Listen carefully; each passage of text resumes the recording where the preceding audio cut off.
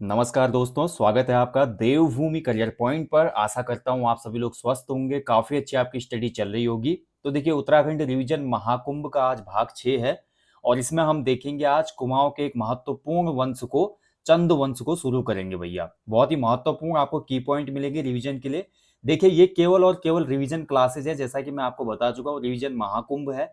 लगातार आपको उत्तराखंड जी के सामान्य हिंदी रिवीजन क्लासेस के साथ साथ टेस्ट सीरीजें भी मिल रही है हमारी। यूके जी के टेस्ट, सामान्य हिंदी टेस्ट और जीएस की टेस्ट सीरीज, इनको आप फॉलो कीजिए। जल्दी आपको जीएस की जो क्लासेज है, लाइक कंप्यूटर की क्लासेज हैं और आपका इकोनॉमिक्स है, जो भी इंपॉर्टेंट क्लासेज हैं, उसका रिवीजन महाकुंभ भी दिया जाएगा। अब यहाँ पर जो आपका उत्तराखंड रिवीजन क्लास मैं आपको दे रहा हूँ, इसमें मैं केवल पॉइंट टू पॉइंट आपको यहाँ पर क्वेश्चन ला रहा हूँ, या जो भी मैं पूरा डिटेल में बता रहा हूँ तो आपको केवल पॉइंट टू पॉइंट ही दे रहा हूँ। इसमें ज़्यादा डेप्थ में मैं सेशन नहीं कर रहा, क्योंकि बहुत लंबा सेशन हो जाता है। और अगर आपको डिटेल में पूरा सब्जेक्ट चाहिए, डेप्थ में आपको पूरा सेशन चाहिए, तो फिर आपको एप्लीकेशन पे जाना होगा हमारे, और 499 रुपये खर्च करने होंगे। आप केवल ओनली उत्तराखंड जी के कंप्लीट कोर्स हमारा ले सकते हैं। उसमें मैंने बहुत डिटेल में आपको ये सभी चीज़ें बताई हुई है, चंद वंश, आपका परमार वंश, उसके बाद गोरखा शासन, ब्रिटिश शासन, तो बहुत डिटेल में है यहाँ पर। लेकिन केवल वन डे एग्जाम के पॉइंट ऑफ व्यू से, ग्रुप सी एग्जाम के पॉइंट ऑफ व्यू से, और PCS pre, lower PCS pre जो अन्य एग्जाम होते हैं जिसमें वहाँ आपके एमसीक्यूज पूछे जाते हैं, उन क्वेश्चनों के रिवीजन के लिहाज से ये आपका रिवीजन महाकुंभ है। तो ज़्यादा डिटेल में नहीं जाऊंगा, जो परीक्षा उपयोगी पॉइंट हैं उन्हीं को हम डिस्कस करेंगे इस क्लास में, ठीक है। बाकी डिटेल में आपको लेना है तो आप ले सकते हैं, हमारा कोर्स जो है पेड कोर्स एप्लीकेशन स्टोर पे। नहीं तो आपको देखिए, वन डे एग्जाम के लिए आप केवल प्रिपरेशन करें तो इतना जो मैं रिवीजन क्लास में आपको दे रहा हूँ वो काफ़ी है। अब देखिए, उत्तराखंड इतिहास, उत्तराखंड रिवीजन क्लास 6 है ये। लास्ट टॉपिक में हमने पढ़ा था कत्यूरी शासन और कत्यूरी राजवंश और कत्यूरी शासन व्यवस्था, हमने अच्छे से उसका रिवीजन कर लिया था। ओके, उतना आपके समझ में आ गया होगा। आज यहाँ से शुरू हो जाएगा आपका चंदवंश, ठीक है। अब देखिए, चंदवंश की कहानी भी बहुत लंबी है, इतना मैं डिस्क्राइब नहीं करूंगा यहाँ पे, मैं बोल रहा हूँ पॉइंट टू पॉइंट आपको देना है। तो जब देखिए कत्यूरी शासन शुरू हुआ 700 ईस्वी में, तो इसी के आसपास हमारा काली कुमाऊं यानी कि वर्तमान चंपावत में चंदवंश की नींव पड़ जाती है। उस समय जो हमारा कुमाऊं क्षेत्र में राजा था, कत्यूरी शासक था एक ब्रह्मदेव, ठीक है, ब्रह्मदेव।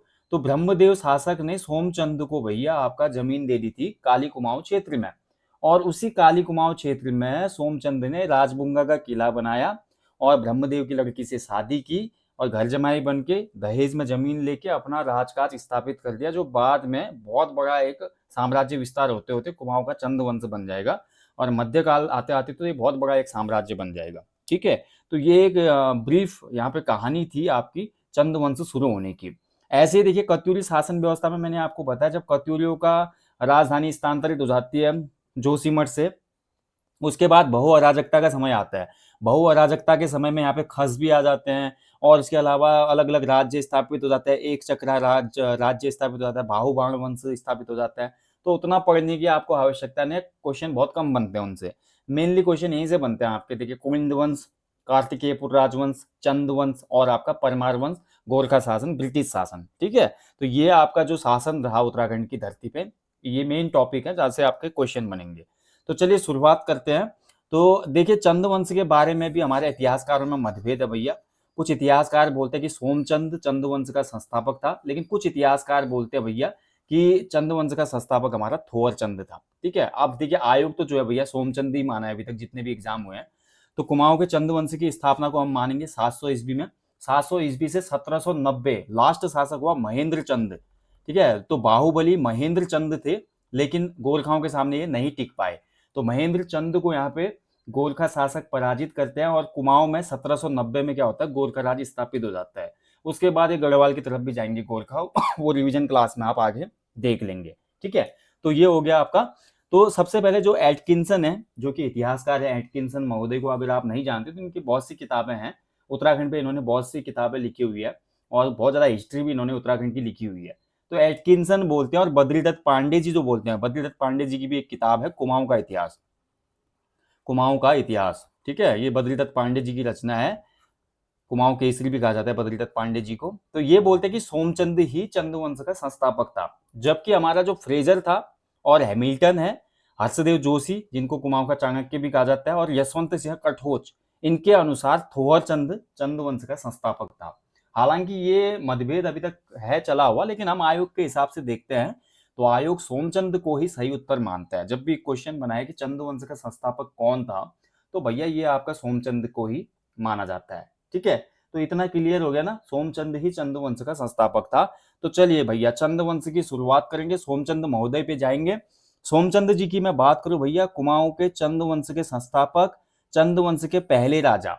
अब देखिए जो सोमचंद जी थे ये भैया आपके वर्तमान प्रयागराज यानी कि इलाहाबाद जो है, वर्तमान प्रयागराज के निकट एक झूसी प्लेस है, जो कि आपका चंद जो जाति है उसी की जाति का उत्पत्ति स्थल माना जाता है, वहां के चंद ये माने जाते हैं।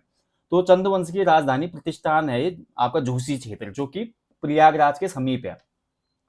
अब यहाँ पर देखिए सोमचंद जब झूसी में था, तो वहां के कुछ ज्योतिषियों ने बोला सोमचंद को, भैया सोमचंद जी आप जाओ बद्रीनाथ यात्रा पे। बद्रीनाथ यात्रा आप एक बार कर लेंगे ना, आपको जो चाहिए अपने राजकाज में, अपने जीवन में, वो सब मिल जाएगा। अब सोमचंद जी ने ज्योतिषियों की बात मान ली। सोमचंद जी ने अपना बैग वैग पकड़ा, दो चार सैनिक पकड़े साथ में और बोला भैया चलो बद्रीनाथ, और पहुंच गए बद्रीनाथ। अब बद्रीनाथ आगमन के समय जो कुमाऊं का कत्यूरी नरेश था वो ब्रह्मदेव था, जब ये बद्रीनाथ को आ रहे थे। अब ब्रह्मदेव ने देखा यार चंद शासक है, राजा वंश से रिलेट करते हैं और दिखने में भी अच्छा खासा था सोमचंद।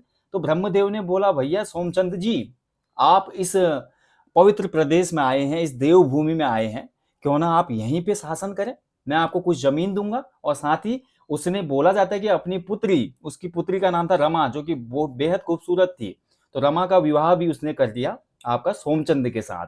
और दहेज में ऐसा बोला जाता है कि उसको 15 बीघा जमीन दी गई, कहाँ पे, काली कुमाऊं में, यानी कि वर्तमान जो चंपावत का क्षेत्र है, तो वहां पर उसको 15 बीघा जमीन दी किसने, ब्रह्मदेव जी ने, और साथ में अपनी बेटी की शादी कर दी।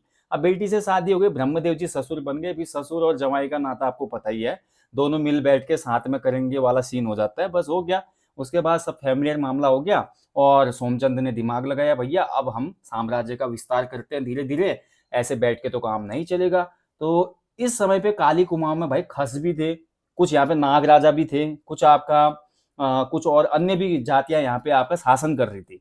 ठीक है, और कुछ धड़े भी थे यहाँ पे, मल्लाधड़ तल्लाधड़ वगैरह भी थे। मल्लाधड़ में आपका मेहरा वगैरह रहते थे, तल्लाधड़ में फरत्याल थे, अभी इनकी भी कहानी आएगी आगे। तो सोमचंद को लगा भैया राज्य विस्तार तो तब होगा जब इन सभी को एक साथ किया जाएगा, और सबसे पहले तो भैया मेरे को अपना एक किला बनाना पड़ेगा। इसने अपना एक किला बनाया जिसको राजबुंगा किला बोला गया। ठीक है, राजबुंगा किला हो गया, सुई का किला हो गया, ये सभी किले उसी समय के हैं। ठीक है, और राजबुंगा किला इसने अपने लिए बनाया स्पेशली, और इसके साथ साथ इसने राजबुंगा किले की रक्षा के लिए चाराल नियुक्त किए। चाराल मतलब चार जाति के लोग थे जो कि बहुत ज्यादा उस समय सशक्त माने जाते थे।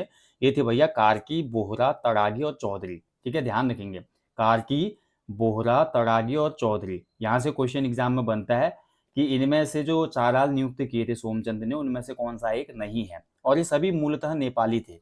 अब नेपाली लोग आपको पता है, गोरखा जो हमारे सैनिक होते हैं कितने बहादुर होते हैं, तो उसी टाइप के ये लोग भी थे। तो भैया चारों कोनों में बैठा दिया इनको अपने महल के, चाराल ये कहलाए। और इसके बाद देखिए सोमचंद ने भाई आपका तड़ागी में से एक व्यक्ति को अपना सेनापति भी बनाया था, जिसका नाम था कालू तड़ागी। ठीक है, कालू तड़ागी ने बहुत से युद्ध किए आपके सोमचंद के लिए, और खासकर इनका एक युद्ध हुआ था, चंपावत का एक राजा था उसमें खस राजा, आंखें दिखा रहा था सोमचंद को, बोल रहा था कि बाहर से आके यहाँ पे कब्जा कर रहा है, बताता हूँ तुझे मैं।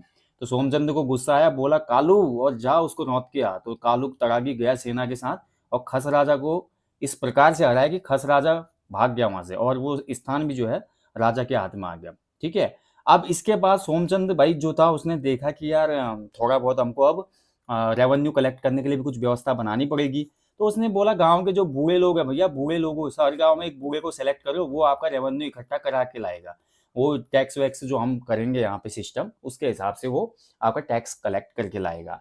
अब इस बात की खबर जैसे ही 5 थोक, उसमें लोहाघाट चंपावत का जो एरिया है वहाँ पे आज भी 5 थोक जो है ये बहुत इंपॉर्टेंट थोक है। मतलब थोक का मतलब इन जातियों का गांव था, मेहरा लोगों का गांव, फत्याल लोगों का गांव, देव लोगों का, ढेक लोगों का और करायत। तो इन लोगों के गांव में जब ये बूढ़े लोग गए, तो इनमें से बोला जाता है कि एक बूढ़े को पकड़ के इन्होंने लुढ़का दिया एक चौराहे पे। ठीक है, वहां पे गर्दन ही अलग कर दी बूढ़े की, तभी उसको बुढ़ चौराहा कहा जाता है उस स्थान को, आज भी वो मौजूद है, बुढ़ चौराहा। तो बुढ़ चौराहा नामक एक ऐतिहासिक स्थल, या बोल सकते हैं कि इतिहास में जो एक अच्छा स्थल नहीं माना जाता है, कहाँ पे है, तो चंपावत में स्थित है। उसके बाद इसने 5 थोकों से हाथ मिला लिया भैया, इसको लगा भाई इनके खिलाफ जाके अगर मैं काम करूंगा तो काम तो नहीं बनना है। तो इसने सोमचंद ने बोला भैया आओ सभी लोग डिनर पे, आपका वेलकम है, आज डिनर करते हैं और बात करते हैं, वो वाला हिस्सा तेरा, वहां से रेवन्यू तू लाएगा, वहां से तू कलेक्ट करेगा। तो ये पांचों जो हमारे थोक थे, मेहरा, फरताल, देव, ढेक, करायत, इन सभी से हाथ मिला लिया सोमचंद भाई ने और बोला भैया अब टैक्स लाना है आपने, और आप सभी को अपने अपने एरियाओं का मैंने दीवान वगैरह जो है आप बना दिया है। ठीक है, तो भैया ये लोग मान गए सोमचंद का कहा, इनको अच्छा खासा गांव में हर जो थोक था उसको कोई ना कोई मतलब पदवी दी गई, और इनके गांव में जो फिर गांव के बुढ़े जो सबसे बूढ़ा था उसी को सयाना बोला गया, वो सयाना ही टैक्स जमा करके इनको देता था। जैसे कि मान लीजिए मेहरा गांव जो था, मेहरा थोक जो था, वहां पे जो सबसे बूढ़ा या सयाना होता होगा वो मेहरा का जो प्रमुख था उसको लाके टैक्स देता होगा, फिर वो राजा के पास जाता होगा। ऐसे फरत्याल में डेव है। फिर उसके बाद क्या हुआ कि आपसी सामंजस्य अच्छा बन गया। ठीक है, तो अच्छा खासा मतलब सोमचंद कहीं ना कहीं देखिए राजनीतिज्ञ होने के साथ साथ एक कूटनीतिज्ञ भी था। इस बात को आप मानेंगे ना? अगर देखिए ऐतिहासिक परिप्रेक्ष्य में क्वेश्चन बनता है आपका, कभी पीसीएस मेंस लिखने आप जा रहे हैं कि सोमचंद ने जिस प्रकार से काली कुमाऊं में चंद वंश को प्रतिष्ठित किया, इसके पीछे उसकी जो राजनीतिक या बोल सकते रणनीति थी उसको आप डिस्क्राइब करें तो आपको ये चीजें लिखनी होंगी उसमें, कैसे उसने अलग अलग समाज के वर्गों को आपस में कनेक्ट किया और उसके बाद शासन व्यवस्था को बहुत आसान बना दिया, है नहीं? इसके अलावा इसने चौथानी ब्राह्मणों की नियुक्ति की, क्योंकि मेहरा, फरत्याल, देव, ढेक, करायत अलग थोक थे, कार्की, बोहरा, तड़ागी, चौधरी, ये सभी लोग आपके क्षत्रिय थे। अब ब्राह्मणों के लिए भी तो कुछ करना पड़ेगा, नहीं तो ब्राह्मण नाराज हो जाएंगे। तो ब्राह्मणों के लिए इसने भैया चौथानी ब्राह्मणों की नियुक्ति की। चौथानी ब्राह्मण में आपका तिवारी लोग आते थे, तिवारी इसमें आते थे। इसके अलावा सिमल्टिया पांडे इसमें आते थे।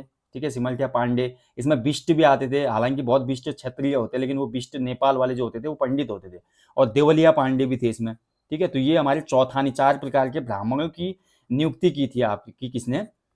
सोमचंद ने। ऐसे ही सेम अभी गढ़वाल में करेगा अजय पाल। अजय पाल सरोला ब्राह्मणों की नियुक्ति करेगा। ठीक है, सरोला ब्राह्मण मतलब जो गंगा क्षेत्र के ऊपर हिस्से में रहते हैं वो सरोला ब्राह्मण कहलाए, जो गंगा के तटवर्ती क्षेत्रों में रहे, गंगा जमुना के, वो आपका गंगाड़ी ब्राह्मण कहलाए। और राजा ने सरोला ब्राह्मण को उच्च दर्जा दिया, तो सरोला ब्राह्मण का पकाया हुआ भात सब खाएंगे भैया। गंगाड़ी ब्राह्मण को थोड़ा छोटा माना गया। तो ये जो प्रथा थी देखिए, ऊंच नीच की भावना पहले से चली आ रही थी, ये कोई बनाई हुई नहीं है वर्तमान समय की, है ना? इसके अलावा सोमचंद के कुछ इंपोर्टेंट काम की मैं बात करूं तो इसने पंचायती राज व्यवस्था की नींव रखी। देखिए चंद शासन ने ही पंचायती राज व्यवस्था को प्रारंभ किया था, और चंद शासन में पंचायती राज व्यवस्था की नींव रखने वाला शासक था सोमचंद भाई। उसने पंचायती राज व्यवस्था के अंतर्गत गांव में कर एकत्र करने के लिए बूढ़े और सयाना पदों की नियुक्ति की। ठीक है, बूढ़ा और सयाना जो है नियुक्ति इसने किया था। इसके अलावा सोमचंद के बारे में मैं बता दूं भैया, सोमचंद ने काली कुमाऊं में अपना रौब दिखाया। सोमचंद ने काली कुमाऊं में अपनी रणनीति की, कूटनीति की, राजनीति की। लेकिन सोमचंद जब डोटी के राजा का हुक्म आता था तो सोमचंद बन जाता था भीगी बिल्ली, क्योंकि सोमचंद था मांडलिक राजा। ठीक है, तो मांडलिक राजा था ये, इसको टैक्स देना पड़ता था डोटी के शासक को। तो डोटी के राजा जैसे ही सैनिक आते थे डोटी से, तो सोमचंद जी बोलते थे भैया आपका 30% इनकम टैक्स मैंने वहां पे रखा है, ले जाइए, राजा को मेरा प्रणाम बोलना और आक्रमण मत करना, यहाँ बहुत शांति है, और ऐसे ही शांति और भाईचारा बना रहे। तो सोमचंद तक मांडलिक था। उसके बाद हम आगे जब बढ़ेंगे, भारती चंद्र जब 12 वर्षीय युद्ध लड़ेगा तब तक मांडलिक ही रहते हैं कुमाऊनी राजा। उसके बाद भारती चंद्र विद्रोह करता है डोटी के राजा के खिलाफ। बड़ा मजा आएगा आगे जब पढ़ेंगे। तो भाई सोमचंद से जुड़े जो महत्वपूर्ण पॉइंट थे यही है भैया, इतने पॉइंट आपके एग्जाम में बनते हैं इससे। इसके अलावा सोमचंद जो है इसके प्रशासनिक कार्यों के लिए इसको मौलिक पंडित भी कहा जाता है। जितने काम इसने किए ना, इसके हिसाब से इसको मौलिक पंडित की उपाधि दी है कुछ इतिहासकारों ने।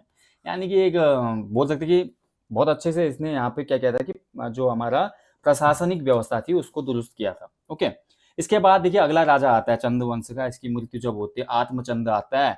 आत्मचंद के बारे में कुछ खास पता है नहीं, 721 से 740 तक इसने शासन किया। देखिए जो तिथि वर्ष है ये भी इतिहासकारों ने अलग अलग दिया है, इस पे आपको ज्यादा जाना नहीं है। मेन मेन जो राजा है उनकी तिथि वर्ष याद रखना है, एग्जाम में कभी कभार बन जाता है। इसके बाद अगला राजा आया भैया पूर्णचंद। तीसरा राजा था पूर्णचंद। पूर्णचंद भैया बहुत ज्यादा शिकार खेलने का शौकीन था, ऐसा बोला जाता है। ठीक है, काले हिरन का शिकार करने चले गया ये। वो तो ठीक था कि उसमें लॉरेंस बिश्नोई नहीं था वहां पे। ठीक है, तो दिक्कत हो जाती नहीं तो पूर्णचंद जी को भी। तो तराई बाबर में ज्यादा शिकार वगैरह खेलते थे, और बाद में बोला जाता है कि अपना राजकाज इन्होंने अपने बेटे इंद्रचंद को दिया, और अपना भाई लोटा कमंडल पकड़ के निकल गए हरिद्वार को। ओके, इसके बाद जो अगले राजा आए इंद्रचंद जी आए। इंद्रचंद जी भैया बड़े शौकीन थे कपड़ों के, और इनको बड़ा पसंद था उसमें ब्रांड, और इन्होंने पढ़ा था कि भाई चाइनीज जो राजा है वो तो बड़ा रेशम के कपड़े पहनते हैं, तो भाई मैं भी तो कुमाऊं का राजा हूँ, मुझे भी तो रेशम के कपड़े चाहिए। तो भैया इन्होंने बोला कि रेशम का कारखाना यहाँ पे स्थापित किया जाए। इनके राज्य में जो हमारी एक रानी थी, ठीक है, वो रानी रेशम के कीड़ों को चीन से लाई थी, मतलब रेशम के कीड़े पहले चीन से नेपाल आए होंगे क्योंकि नेपाल से रास्ता था, और नेपाल से उनको लाया गया आपका काली कुमाऊं में, ठीक है। तो ये थी पूरी कहानी। और ये रेशम का कारखाना जब इंद्रचंद ने लगाया, तो जो रेशम के कारखाने में काम करने वाले बुनकर थे, बुनकर यानी कि बुनने वाले जो रेशम को निकालते होंगे ना, उन बुनकरों को पटुआ कहा जाता था, पटुआ। अब उन लोगों ने क्या खबर फैला दी कि जब हम रेशम को निकालते हैं तो रेशम सफेद होता है, फिर जब हम इसमें रंग करते हैं तो उस समय राज्य में कोई ना कोई झूठी खबर फैलानी पड़ती है, और वो झूठी खबर जितनी ज्यादा फैलेगी, वो फॉल्स न्यूज जितनी ज्यादा स्प्रेड होगी हमारे पूरे राज्य में, रेशम का कलर उतना ही अच्छा आएगा। तो ये सुन के इंद्रचंद ने बोला भैया खबर को फैलाओ, आग की तरह फैलाओ, ठीक है। और उस समय भी जो हमारे गोदी मीडिया वगैरह थी, उन्होंने झूठी झूठी खबरें बहुत ज्यादा फैलाई, जिससे रेशम का जो कारखाना था और रेशम का जो कलर था बहुत बढ़िया निकलने लगा। और ये प्रथा जो बन गई फिर पटरंग वाली प्रथा बन गई, यानी कि इस प्रथा को कहा गया झूठी अफवाहों को फैलाना रेशम के पक्के रंग के लिए। तो पटरंग वाली प्रथा थी रेशम के कपड़े से रिलेटेड, ओके। कोई बड़ी बात नहीं थी, ज्यादा इसने कुछ किया नहीं। ये रेशम का कारखाना ऐसा बोला जाता है कि इसका अंग्रेजी शासनकाल तक रहा था, यानी कि बहुत अच्छा मटेरियल यूज किया होगा भैया उसमें, मेड इन चाइना का माल अच्छा था इसका मतलब। आज की डेट में तो आप देखते ही हैं, कोई गारंटी नहीं है। इसके बाद बहुत से राजा है भाई, इंद्रचंद के बाद संसार चंद्र जी आए हमारे, और ज्यादा संसार में रहे नहीं, ये चले गए। उसके बाद सुधा चंद्र जी आए हमारे, सुधा चंद्र जी का भी उतना वर्णन हमको प्राप्त नहीं होता है। फिर हमारे और फिर वीणा चंद जी आए थे। वीणा चंद जी जो थे, इनके बारे में बोला जाता है कि भाई वीणा चंद जी बस आपका दावत उड़ाते थे, और आपका एल्कोहल वगैरह और भोग विलास में ये रहते थे। तो बहुत ज़्यादा विलासी राजा थे, ऐसा बोला जाता है वीणा चंद जी के बारे में। और इसका फायदा उठा लिया, जैसे वो भोग विलास में ज़्यादा तृप्त रहे, तो भाई खस जो थे, भाई खस तो मौका देख रहे थे, तो खसों ने फायदा उठा लिया। तो वीणा चंद के समय ही खसों ने आपका कुमाऊं पर अधिकार कर लिया था, जो काली कुमाऊं थी। और अगले लगभग बोला जाता है कि 200 वर्ष तक, 196 से लेकर 200 वर्ष तक का टाइम पीरियड बताते हैं इतिहासकार, इतने सालों तक खसों का शासन रहा था, ठीक है, ये ध्यान रखेंगे। और उस समय देखिए इस टाइम पीरियड को खसिया राज बोला गया उत्तराखंड में।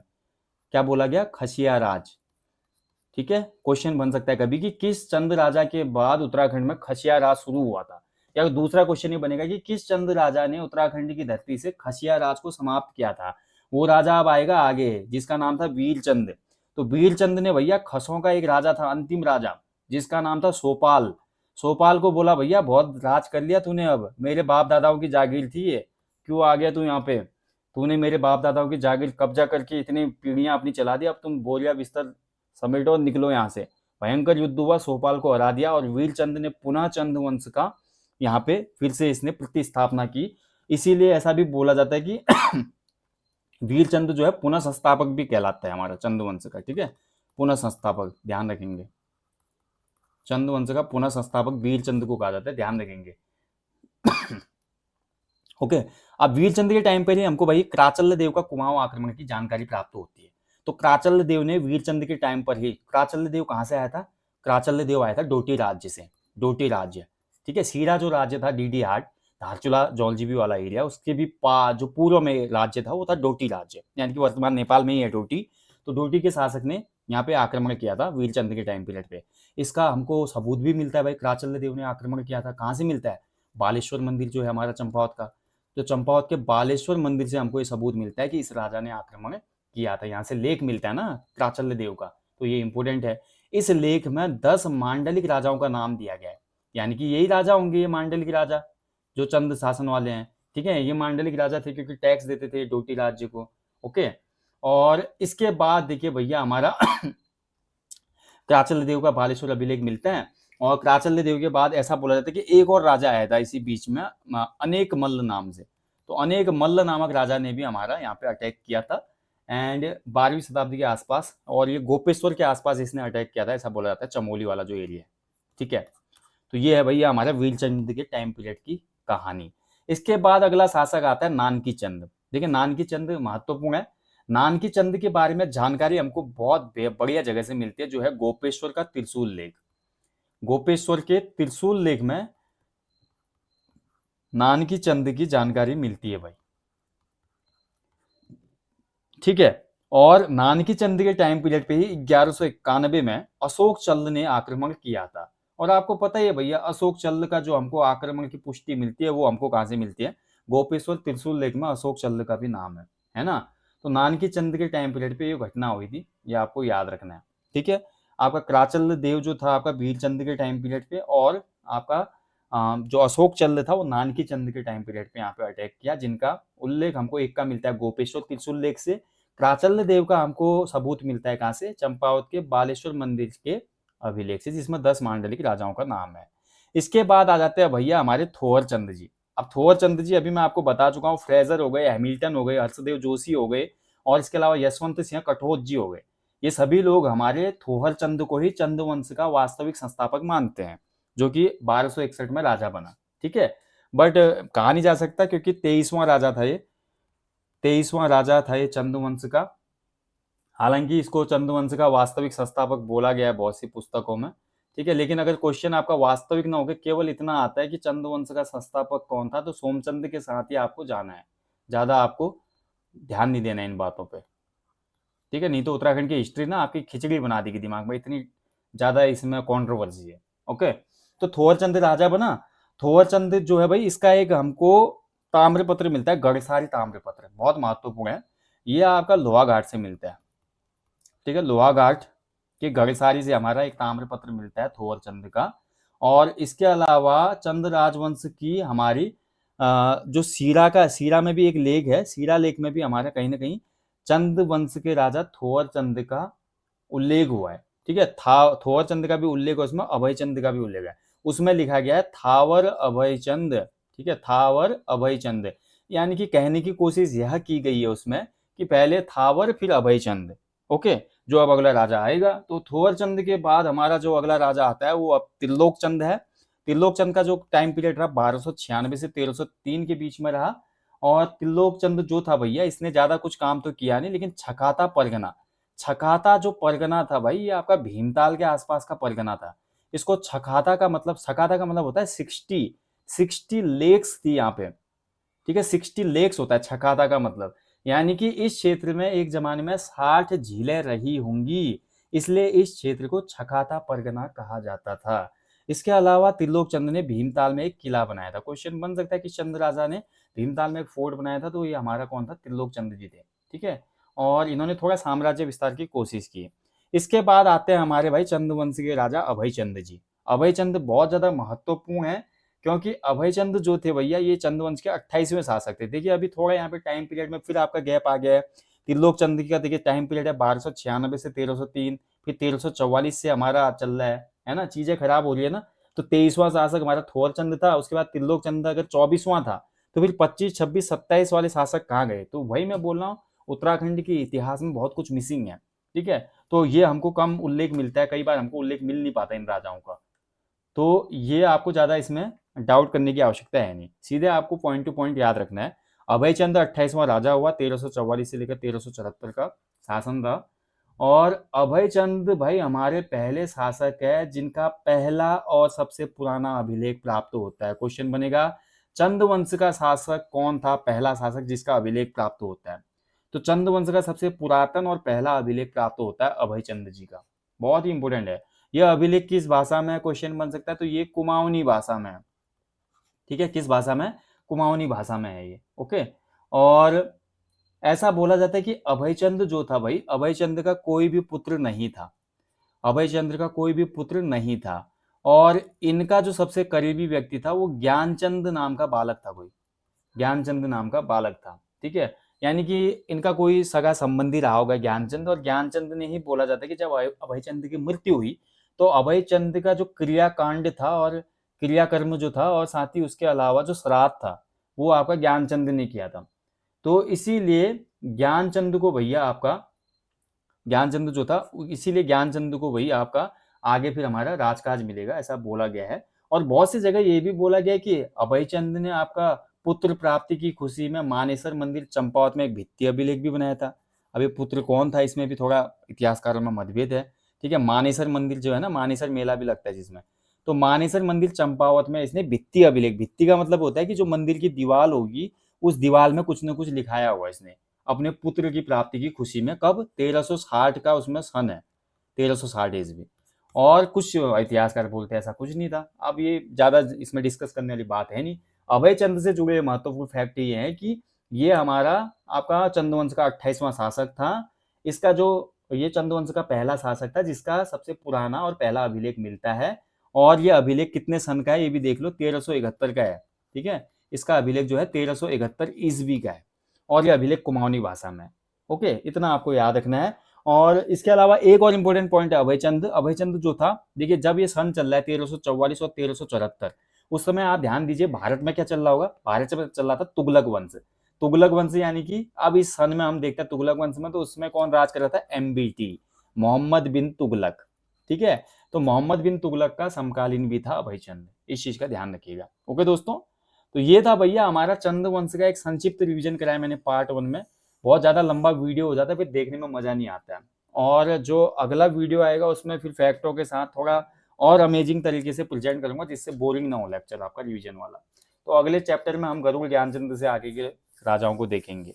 आपको वीडियो पसंद आया तो लाइक करना, शेयर करना ना भूलें। मैं आपको जल्दी मिलता हूँ नेक्स्ट पार्ट में दोस्तों। तब तक जाने से पहले हमेशा की तरह बोलूंगा, अपने जीवन में कम से कम एक पेड़ लगाएं और लोगों को भी इसके लिए अवेयर करें। Thank you for watching guys. अगर किसी पॉइंट में मेरे से त्रुटि हो जाती है तो कमेंट बॉक्स में जरूर कमेंट करें, ताकि नेक्स्ट सेशन में मैं उसको करेक्ट कर पाऊँ। जय हिंद, जय देवभूमि।